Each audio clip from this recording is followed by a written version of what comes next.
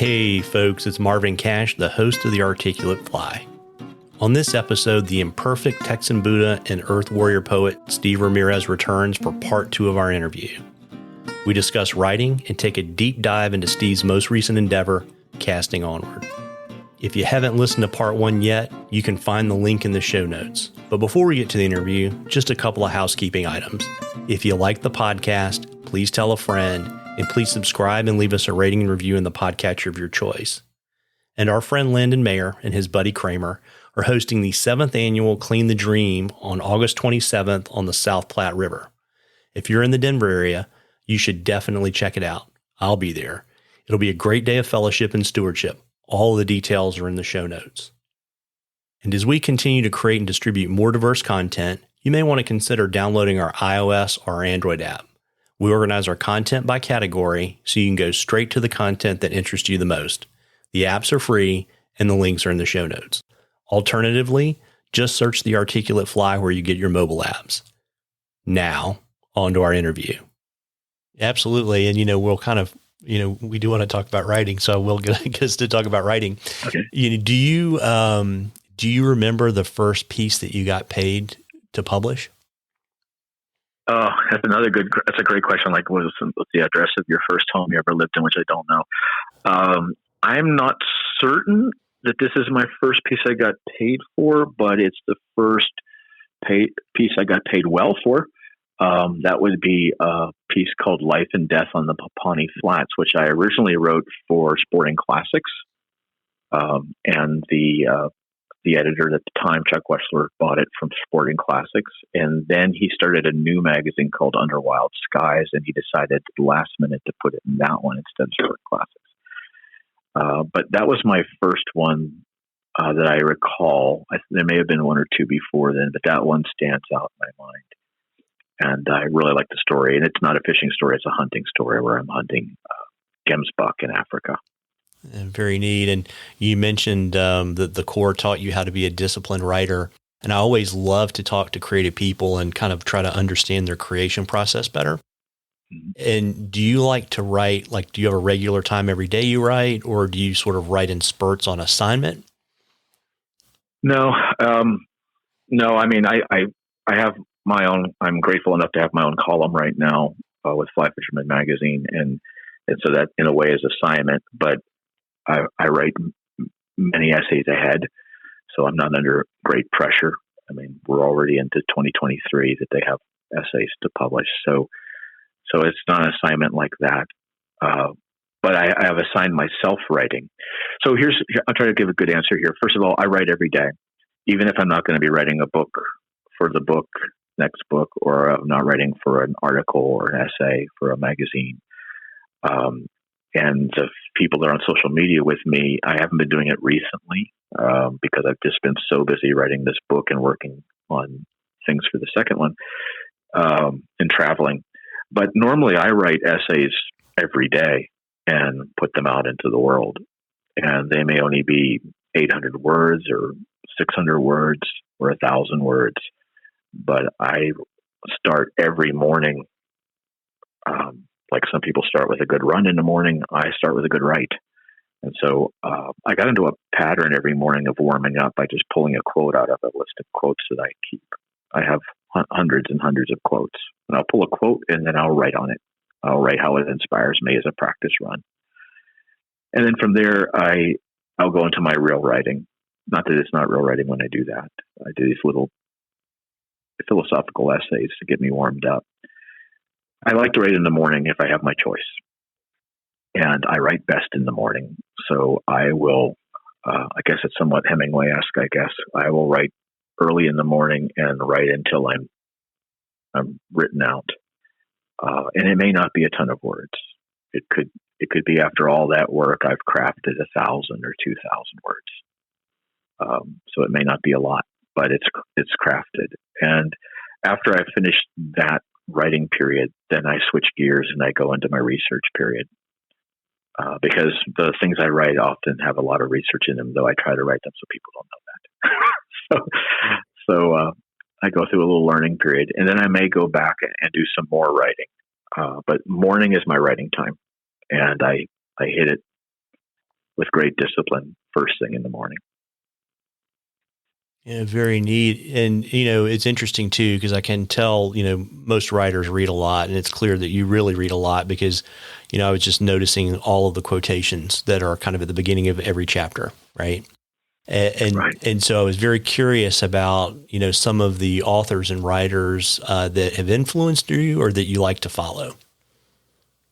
Oh, well, as a kid, I was really into kind of adventure and things about the Old West. So I read Jack London and Louis L'Amour, and then later on a lot of Ernest Hemingway.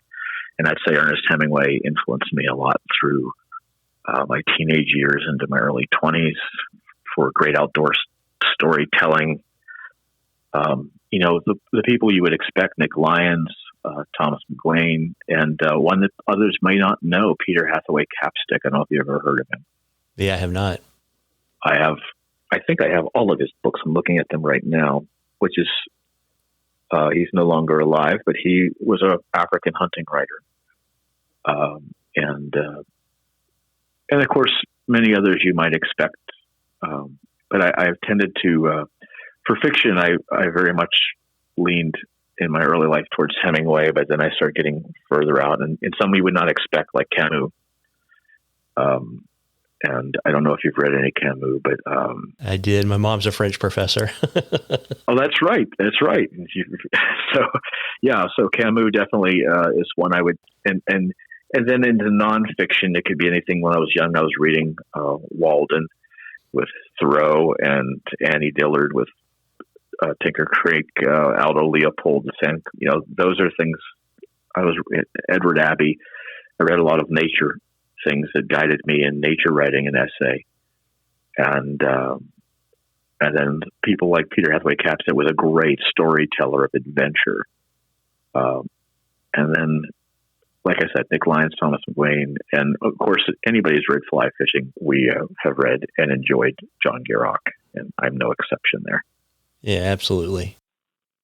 So yeah, I also have every book I think he's ever written. And just to share, last time I was fishing with my buddy Bob White, who, by the way, is one of the best human beings I've ever met, one of the nicest guys I've ever known.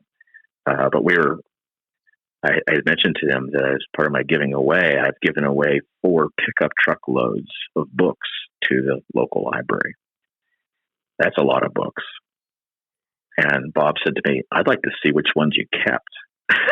So I'm kind of mentioning to you, I've only got 4 little shelves of books that I've kept, and everything else I got rid of and gave it to somebody else to read. Yeah. Yeah. I've got a bad book habit. Old record stores and used bookstores are near and dear to my heart. Yeah. And what I've had to learn is that, again, decide what you can let go of and what you're going to read again and again. Yeah. So if it's one of the ones that I'm going to read again and again, but I meet some young person that really needs to read that book, I go buy them a copy. They don't get mine. So my copies are all full of highlights and my little notes everywhere. So when I'm gone, my poor daughter will have to go through, and my wife, and see all my little notes of all the thoughts I had in every book I ever read. Yeah, very neat. And we actually will talk about your current book. And so, I guess within the last, couple months, right? Casting Onward came out. Right, May 1st. Yeah. And it's the second book in your trilogy. And I was kind of curious, because I know you're a very deliberate person, kind of, the premise for the trilogy as well as for Casting Onward specifically. That's a great question.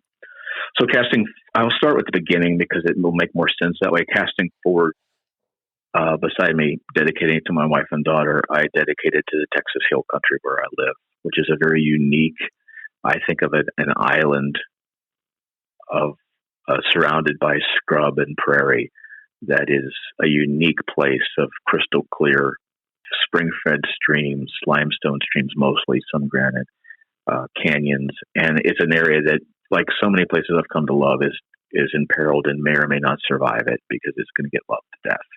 So I wanted to write kind of a story of the rivers of the Texas Hill Country. And within that, about my own journey with my daughter when we were both at a crossroads in life. And she said to me, "Dad, what are we going to do?" And I said, "Well, our plan is we have no plan. We're going to go fishing, and we're going to keep fishing till we figure it out." So in the first one, it's all the Texas Hill Country and the 21 rivers of the Hill Country. So what I did with Casting Onward is, if you think about, and you probably have picked up that I have a strange brain and I think in metaphor and poetry. So if you think about dropping a pebble in the water, it makes ripples, and that's exactly what I've done with this book trilogy. Is the ripples are going out. So from the Hill Country, I went out across the nation from watershed to watershed, and I decided to use the concept of native fish as sort of the bellwether about how we're treating the earth and each other. And I just decided that I was going to travel the country, and I was going to fish with people who could show me their home waters, take me to where the native fish are, and tell me what they love about it, or show me what they love about it. And then I could share that with other people. So if you read through the 21 chapters of this, you're going to travel with me, and I'm going to fish with Kirk Deidre and Bob White and Ted Williams, and on and on and on. And everybody gets to go fishing with me and see what they love and why it's so important. Because the next thing I was asking them, besides what do you love, is what are you worried about? And what I've discovered is that everywhere I've traveled in this country and in the world, things are depleting. It's the same story everywhere. But as I've mentioned, I'm a Marine at heart, and even before then, as a kid, I had never believed in giving up on stuff and saying, "Well, that's it. I'll just shrug." So that's what I did. I went out and I wanted to get anglers and outdoors people to stop thinking in county lines and start thinking in watersheds, because that's the way the world really works. Water runs the world, and so that's what I did. I went from watershed to watershed, and I also am telling the story of these people, these cultures, the food, the music, the things that bring us together and bind us in a good way. And then Casting Seaward, the one I'm finishing now and have to have done in the next 4 weeks, is the next ripple, which is I followed the American coast from Alaska down the Pacific coast, the Gulf of Mexico, and then after my last trip that I have to do pretty soon, in a couple of weeks, to Florida, it'll be Florida all the way up to Long Island. And I'm telling the story of these places, the fish, the people, and the environments. That's what that is. So if you think of ripples going out, that's the way my mind worked this. And we'll see what the next ripple is. Yeah, very neat. And, obviously the subject matter for Casting Onward is fly fishing, but it's not a fishing book. And I was kind of curious if you could share your thoughts on why you think fishing is such a good vehicle for storytelling. Fishing, and especially fly fishing, though I have done other kinds of fishing, so it's not like I'm a fishing snob. But fly fishing for me, and I'm only speaking to myself, is such a beautiful way. So various people have different things that bring them out into nature. It could be hunting, it could be hiking, it could be mountain biking. And in my case, often it's fly fishing, not always. But fly fishing is very unique in that it immerses you. If you want to truly be, I think, the complete angler, so to speak, to use that term, I don't think it has as much to do, this is just for me, with the precision of your cast. That goes to catching, maybe, or the amount of knots you know how to tie. I think it's how well do you understand that environment. It forces you to look from the fish's perspective. It forces you to learn the river. It forces you to pay attention. If you're trying to do this, at least the way I do it, I pay attention to the flowers and when they bloom. So here in Texas, we say, no bluebonnets, no white bass. And it's generally true. The white bass are not going to run up the rivers until the bluebonnets bloom. And there's a lot of things I found around the country and the world like that. I think fly fishing is great that way because it's an immersive thing and it causes us to pay attention. But the next thing is, I can tie anything to fly fishing. You think it's got it all. It's got peace. It's got struggle. It's got a little bit of danger too sometimes. I've had some, whether I'm dodging bears or trying not to drown. You have great moments and you have moments that are very humbling. I do anyway.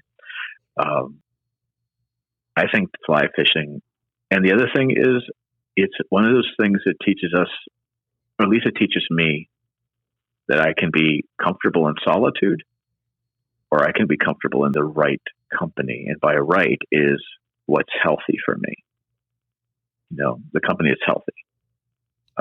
So I think fly fishing, it's a journey. And it's also a journey that never, ever ends until you're not alive anymore. So that's like life there too. Yeah. And I don't know what comes after that. So I hope I'm giving you a good answer here. No, you are. And and it's interesting too, right? Because, you have a very specific purpose for writing the trilogy, right? I do. And it's actually multi-tiered. Yeah. And so I thought it was really interesting. And I'll let you kind of talk about kind of what you set up in the forward to your book, or the preface. But, I was kind of curious, kind of the unique challenges to writing a purposeful book. And I think, you and I are talking about it the same way. One, that you want it to speak to the reader, but kind of more importantly, I think for your purposes, you want people to have hope and take action. Yes, exactly. So a lot of times I'm writing, and people will not know this till I say this probably, unless they're really paying attention. Every word you're reading has been well considered, even though when I first do my writing, you talk about writing style, I let everything fly and I don't edit myself at all. It's inspiration. And now I do have a place where I'm going and I've done the research, but I just let it flow. And I've actually had many times where I reread a portion of a chapter I've read or an essay, and I think, who wrote that? Because it just came. But with that said, and I got to get myself back on track of what I was trying to talk about. Oh, yes. Some things I will say again and again on purpose, because with repetition comes learning, or at least consideration. And so one of the things I say often is, for me, hope is an action verb. A lot of people treat hope as some passive thing. I hope this happens. So I used to share with my students that I could always tell when someone was never going to do something when they would start out with saying, someday I'd like to go to Rome. I'd really like to go to Rome someday. And when they'd say that to me, I'd say, so do it. Go do it. Oh, well, no. So the thing I'm trying to share here is it concerns me how much I see in our culture now that the same people that once took on any challenge are now just throwing up their hands. And I don't buy it. And so I think we can make change. We just have to turn hope into an action verb instead of a passive thing, like someone else is going to do it for us. So, in this, I am writing about, for example, ecological issues we have in our country and our world. But I don't want to leave people hopeless. I want to say, but there's a lot of hope if we simply act. And then I talk about human ecological issues, which tie to how we treat each other. And there's hope there too, because if we're all of the problem, we're all of the solution. So I'm not hopeless at all. And if you knew all the things I've seen and gone through, you would wonder how. Yeah. So, and I mean that. I laugh about it, but it's not funny. It's a choice, and I choose to not let that stuff defeat me, and instead say, well, there's still hope, because I can make my own hope. I mentioned Camus. There's a quote I'm going to butcher of his, where he said, where in a time or world in which there appears to be no hope, it is incumbent upon us to create it. And I'm probably butchering that quote, but that's pretty much what Camus said or wrote. Yeah. And I love that quote. It is on us to create it. I'm not waiting for, like that hawk, I'm not waiting for someone to put a mouse out on a porch for me to eat. So I got to go find it. and there is hope. We just have to, and when things go wrong, you pick yourself up and you learn from it and you move on. Whining doesn't do any good. Yeah. So, and yeah, I think when I went to the Marines, I found home because I came from a tough world and laughed through it. And I like their point of view of, so you got your leg blown off, put your tourniquet on and get back to work.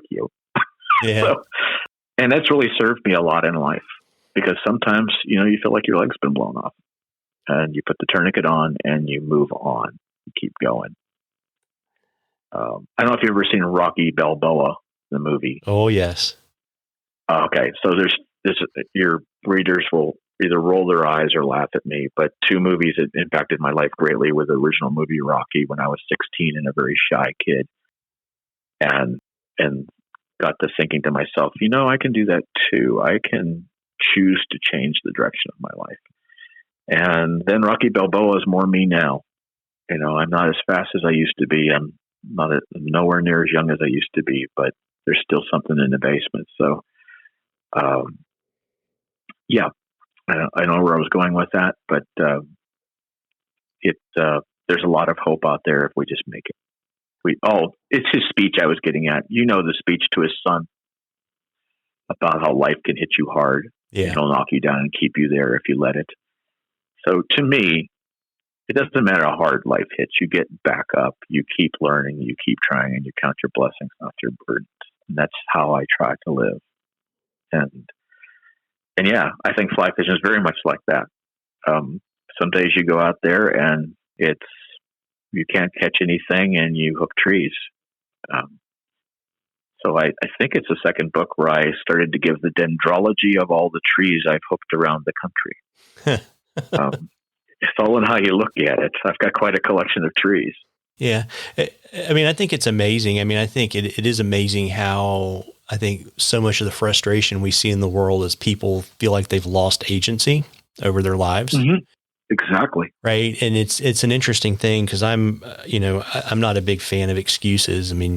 My boys would tell you that, and other people too, right. but it's kind of one of those things where people want to complain now.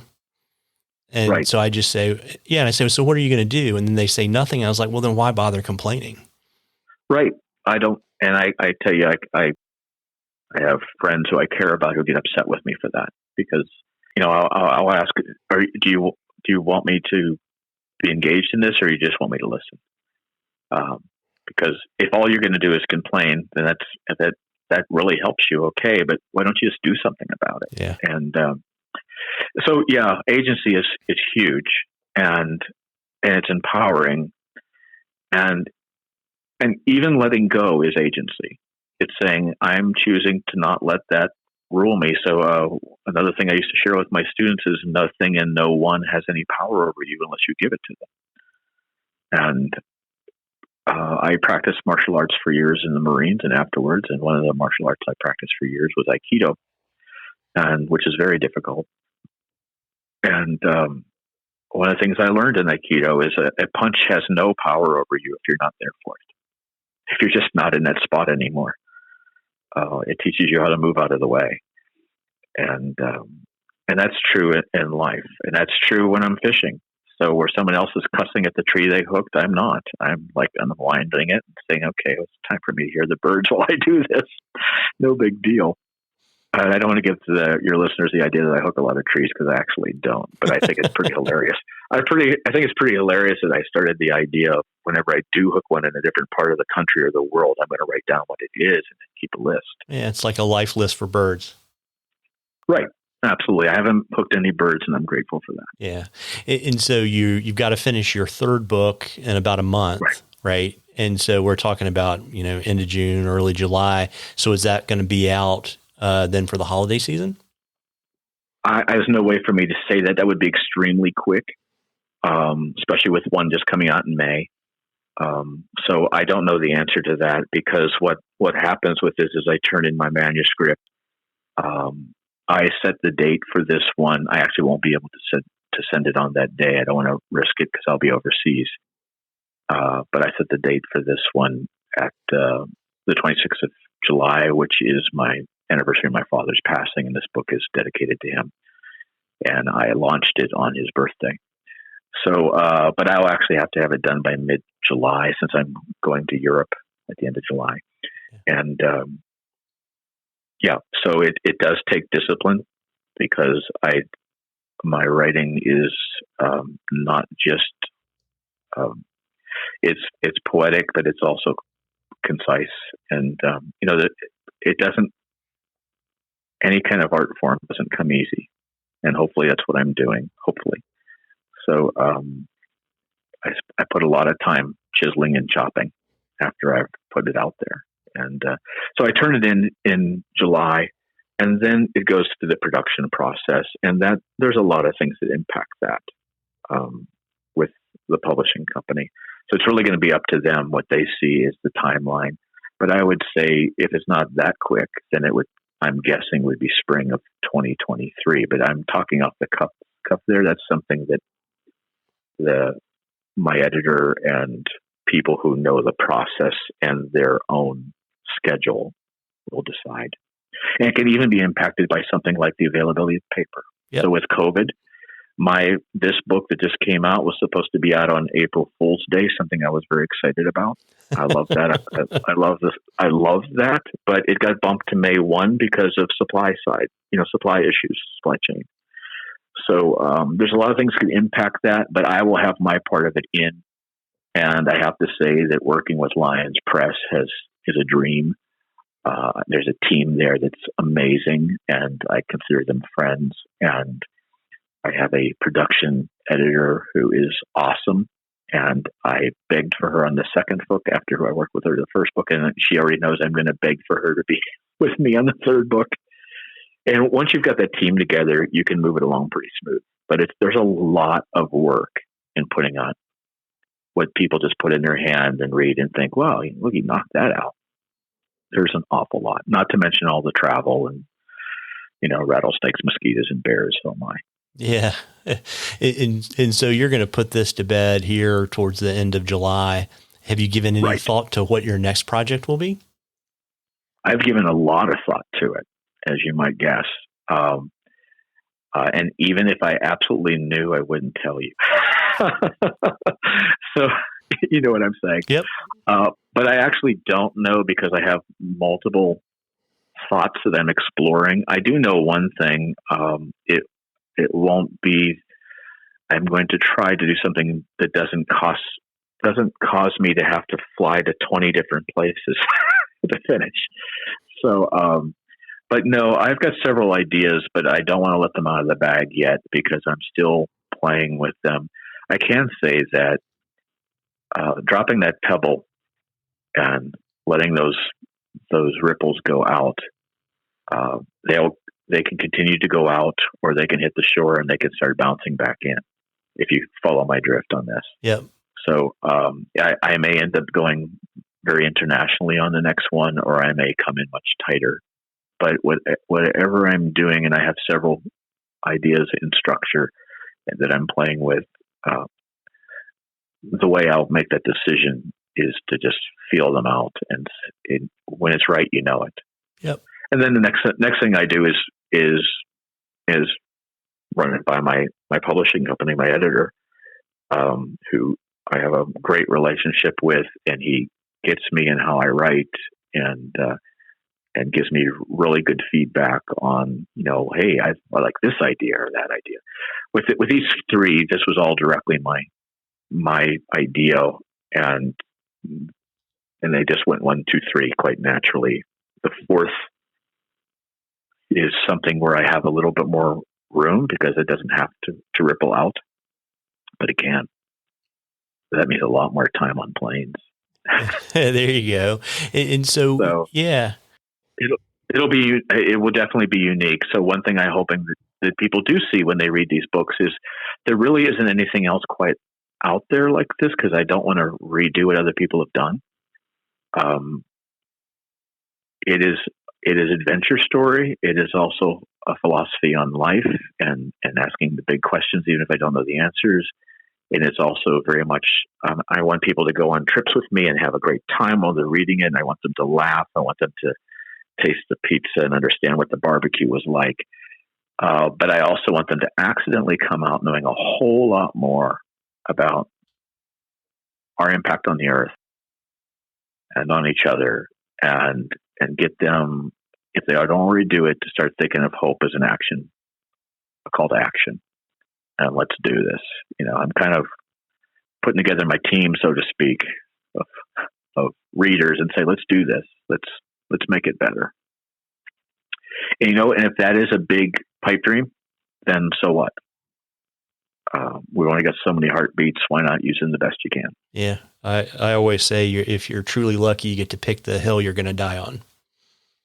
Sure. Why not? Yeah, absolutely. And if you don't, at least you're heading that way. Yep. And not in the wrong direction. Yeah. So, yeah. And so, to help kind of get people on the path, where can folks find your books? And, you're releasing them outside of kind of traditional fly fishing show season. So if someone wanted a personalized copy, how would that happen? Okay. So the first question is, where can you find my books? And the answer is any of the major booksellers, Amazon, Barnes and Noble, Books A Million, on and on. They all have it. Also, small sellers may have it, whether it be fly shops or stores that are specialty for the outdoors. I know, I'm trying to think what they're called now, but many of the outdoor stores also carry it. But all the major booksellers do carry it, and then of course the publisher itself does sell it, which is not Lions Press at the top of the publishing. It's Globe Peacock. But the easiest way is just one of the major booksellers, and most people buy them online. It can be bought also electronically as an electronic form. So for me, I am all about holding that book. And I'll tell you that as you know, Casting Forward is about to run out in time with its final and third printing of the. And I'm looking right now. I've turned my head to look at my stacks of them because I went and bought a bunch for myself because I don't want to be without them. So any major booksellers will have that book. And as for signed copies, right now there are two places to get them. At this time, I don't sell books directly myself. So the two places, and one is my friend Bob White, the illustrator of the book. If they simply go to bobwhitestudios.com, they will see that they have a chance to get it signed not only by me, but by Bob White himself.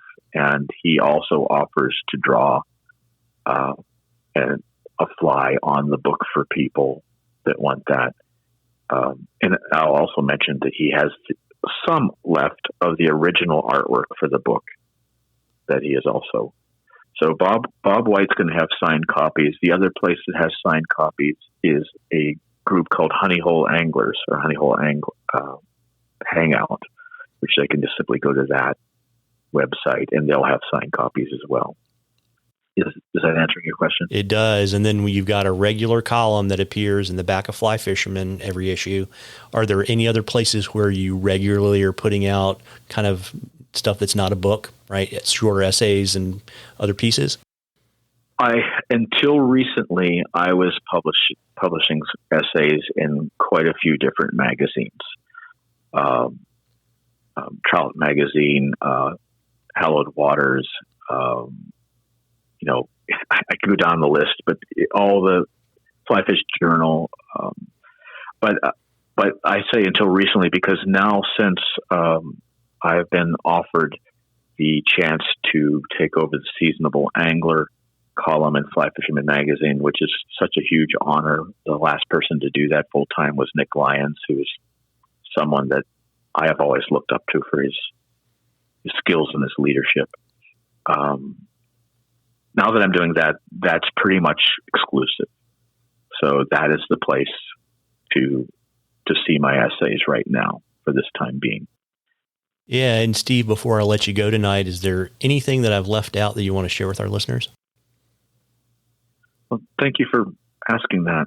I guess the real thing is I really, when I'm putting these books together, or even the essays, but if I'm putting the books together, it's meant like a gift.